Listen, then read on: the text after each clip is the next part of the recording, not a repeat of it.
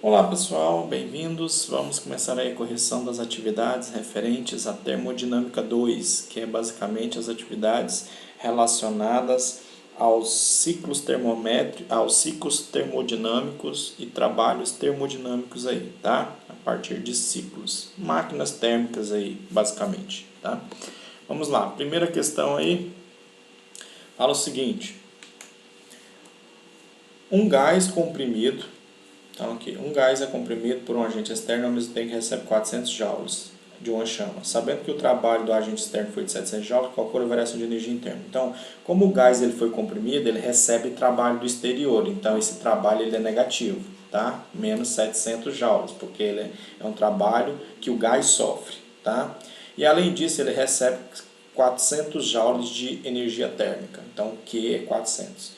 E aí, jogando naquela formulazinha, né, básica aí dos ciclos termodinâmicos, né, do processo termodinâmico, que fala que a quantidade de calor recebida por um gás é igual à quantidade de trabalho que ele executa mais a variação de energia interna desse gás.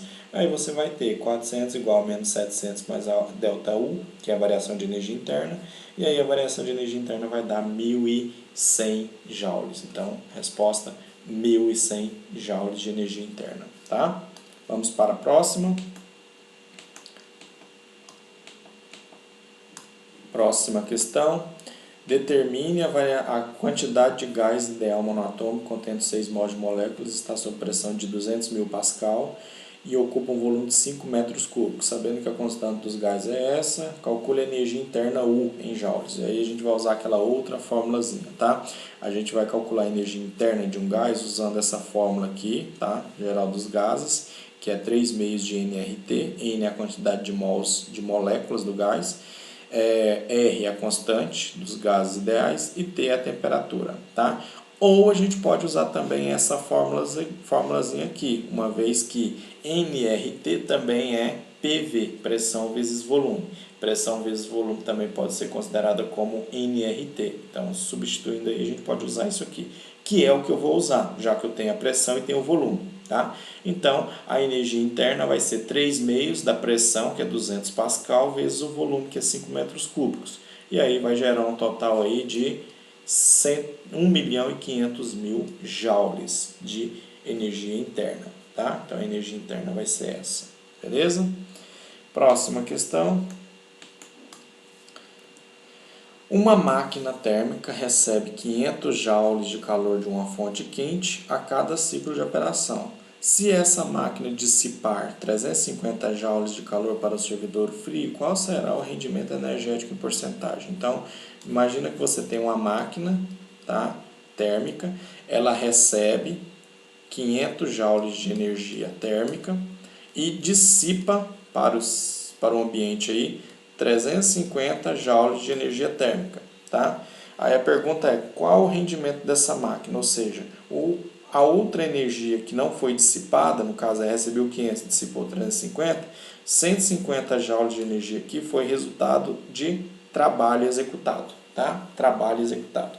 Então, para a gente calcular aqui qual é o rendimento energético dessa máquina, a gente pode usar essas duas quantidades de energia aqui, né? A quantidade recebida, que a gente chama de Q1, e a quantidade dissipada, que a gente chama de Q2, ou a gente pode usar também o trabalho. Nesse caso, eu vou usar o Q1 e o Q2, ou seja, o rendimento é igual a 1 menos Q2 dividido por Q1, tá? Que é a razão de energia liberada para fora dividido pela quantidade de energia recebida, tá? E aí você tem 1 menos 350, que é o Q2, dividido por 500, que é o Q1. 1 menos 0,7, 0,3, ou seja, 30%, tá? 0,3 é 30%, beleza? Vamos para a próxima.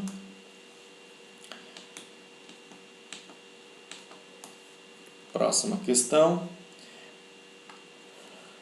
Uma máquina que opera segundo o ciclo de Carnot, as temperaturas de suas fontes são 600 e 400, e essa máquina dissipa 800 joules para a fonte de menor temperatura.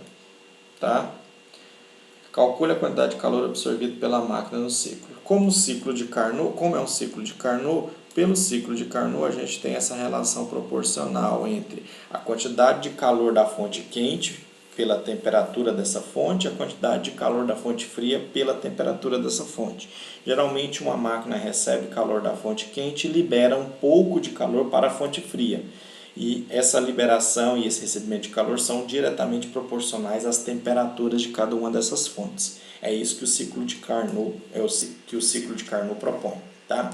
Sabendo disso, então aqui 600 kelvins é a quantidade de calor da fonte quente, Q1, 400 kelvins é a quantidade de calor, a temperatura na fonte fria, tá? Então aqui, ó, T1 é 600, T2 é 400. São as temperaturas em Kelvin, tá? Se ela dissipa 800 joules de calor para a fonte de menor temperatura, para a fonte fria, então dissipou 800 joules de calor, ele pergunta qual é a quantidade de calor recebida, que é o Q1. Tá? Então está aqui, Q1 sobre 600 é igual a 800 sobre 400. Resolvendo aí, né, você vai ter multiplicação cruzada, 400Q1, que é igual a 480 mil, Q1, que é 480 mil dividido por 400, ou seja, Q1 é 1.200 joules. Então, a quantidade de calor que ela recebe é 1.200 joules. Só com esse 1.200 joules você já consegue obter a resposta correta aí, tá? A única opção que tem 1.200 joules é essa segunda opção. Mas vamos ver aqui o rendimento também. Como é que calcula o rendimento, segundo o ciclo de Carnot? Aquela mesma forma, 1 menos Q2 sobre Q1, que é 1 menos 800, que é o Q2, dividido por 1.200, que é o Q1 que a gente encontrou. Tá? E aí você vai ter aí a sua resposta de 400 dividido por 1.200, que é 0,33 ou 33%. Tá? Não tem muito segredo, é bem simples, tá? Basta observar aí as quantidades que você tem e substituir na fórmula. Tá? Vamos para a próxima questão, então.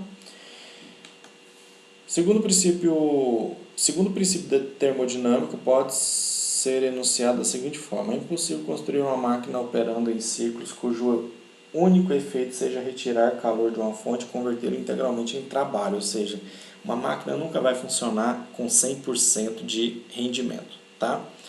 Parte do calor que ela recebe não é transformado em trabalho, é expelido para a fonte fria. É isso que o segundo princípio de termodinâmica diz.